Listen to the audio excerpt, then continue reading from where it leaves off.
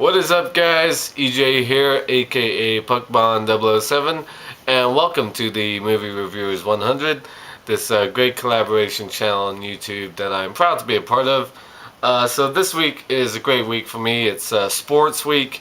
I love sports. I always have. They've been a big part of my life for a long time, ever since I was a kid, and I still love them today. I love watching sports, playing the occasional golf when I can.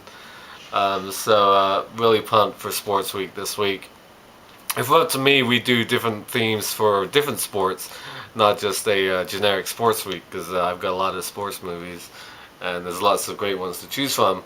Alan led off the week yesterday with a review of Rocky 4, so make sure you check that out. The film I chose, because it is football season at the moment. And even though I'm not a huge college football fan at all, I don't really watch college football, to be honest. And even though college football is on in the background, Saturdays just comes with the territory. Nothing's on Saturdays that I really watch besides regular association football, as it's called. Anyway, the film I chose for this week is the 1993 classic Rudy.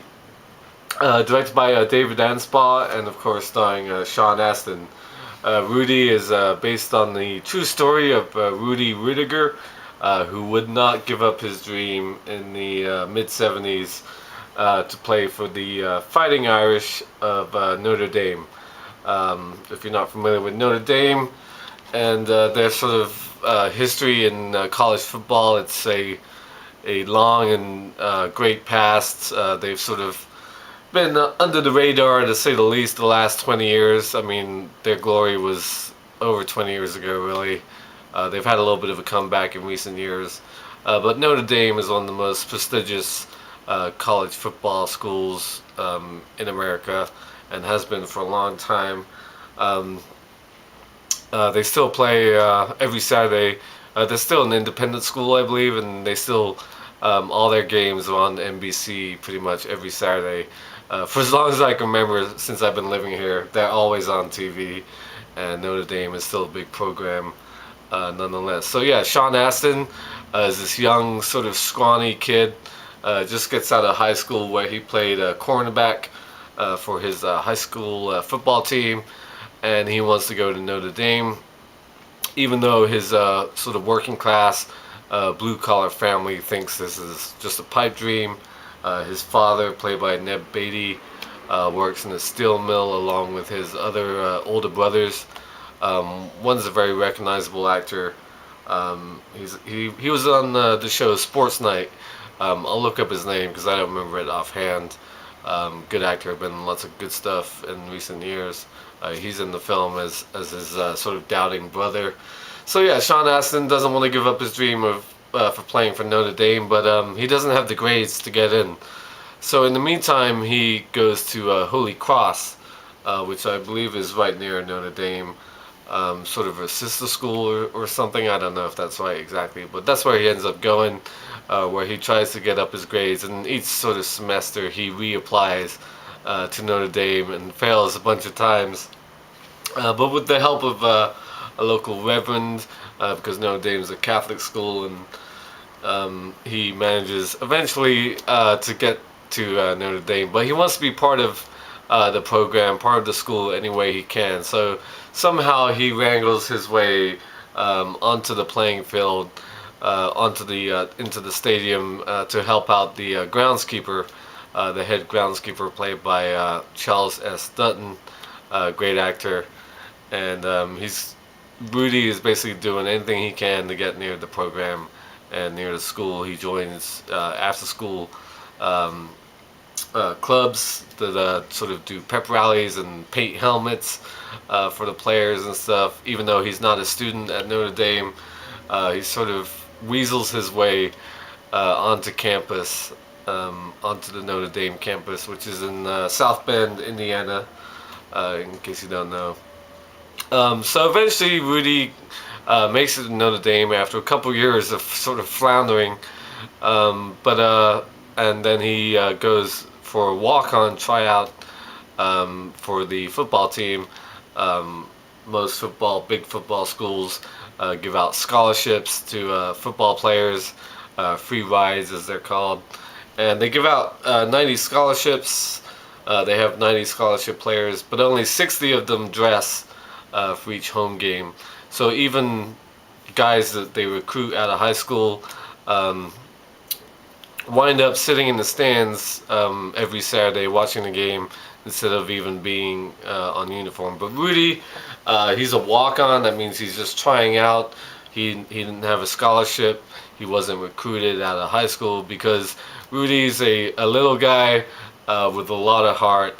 And throughout the movie, the coach, I don't know who the actor is, but the coach's name is Ara Parsegian, famous coach from Notre Dame. He basically tells Rudy,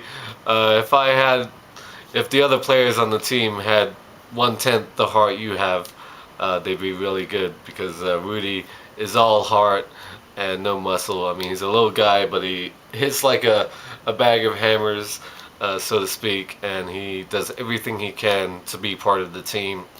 So he's part of the practice squad, the sort of third, fourth string, if you like. He's part of the squad, the main squad, the first team squad. Practice against each week. They pretend to be the other team's offense and defense that they play that following week. But he does this for a couple of years. He never dresses for a game, and all his friends and family don't really believe that he's actually on the Notre Dame football team because every week he's sitting in the stands with everybody else.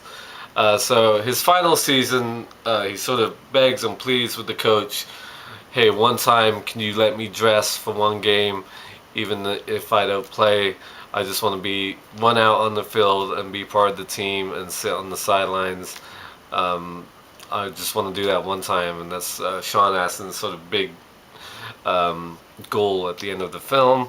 And of course, there's some great moments towards the end of the film. At the end of the movie, he still hasn't gotten on to the team. It's the last game, and all the other players come into the coach's office and lay down their jerseys and say, this is for Rudy. I want Rudy to take my place. And not just one guy does it, they all do it. So Rudy eventually gets on the squad for the final homecoming game. It's the last game for the seniors, which is a big deal in college football, the last home game. And so Rudy is going to be running out onto the field, leading them onto the field. So throughout the last game, he's sitting on the bench, cheering on the team. It's toward the end of the game, and Rudy hasn't got on the field yet, which wasn't going to be the plan anyway. But the other players and other coaches start figuring that, hey, Rudy should at least get on the field for one or two plays to win the game. And at the end of the game, they sort of, the first team offense go against the coach's rules, the instructions, and they score a touchdown when they're just supposed to kneel on the ball and run the clock out. So Rudy can get on the field because then the defense would be back out there and Rudy plays on defense. So of course, the players start chanting his name, Rudy, Rudy, and then the crowd starts chanting his name, Rudy, Rudy, and finally, Rudy gets to go on the field. He's on for the kickoff, and he's on for like one play after that, where he sacks the quarterback, and of course, big cheer. It's a little more dramatic than what really happened in real life, from what I understand, hearing about this movie over the years. But that's the basic gist of it. And of course, at the end, all the players carry Rudy off the field. And what is fact, and what it says at the end of the film, is that in 1975, when this game took place, Rudy Rudiger was the last Notre Dame player to be carried off the field. And that's still true to this day, I believe. So yeah, it's a great, heartwarming, uplifting tale of will and determination. Sean Astin is great. Shouldn't go on without mentioning that John Favreau, it was his first performance in this. He plays Rudy's friend in college, sort of a small role. Lily Taylor is in it as well. She's a college student. And like it says on the front, Rudy is without a doubt one of the finest sports movies ever made. And it's by the same people who made Hoosiers, a great basketball movie from 1986, which James is going to review later this week. Rudy is to college football what Hoosiers is to sort of high school basketball. It's the same type of film, but Rudy's more about a singular person and his drive and desire to be part of something. And it's a really good performance by Sean Astin. Always been a favorite. The music for this film is great. The score by Jerry Goldsmith. I forgot how good the score was. Watching it again, I just love the sort of main theme of the music of this film. Yeah, it's a really good film. Even if you don't like college football, and fuck, I can tell you anybody who's playing college football right now. I just don't care about college football because the college I went to sucked, and we have a shitty college football team, and I just can't watch it. It's unwatchable, and there isn't very much college football to watch in this film, which is a good thing, except that last game. There's like practice stuff involving Rudy, and that's about it. But I'm rambling on. I should have wrapped this up a couple minutes ago. So that's my pick for this week, Sports Week. Rudy from 1993, great movie with a great performance by Sean Astin. So thank you for watching as always, and until next time, I'll see ya. Bom,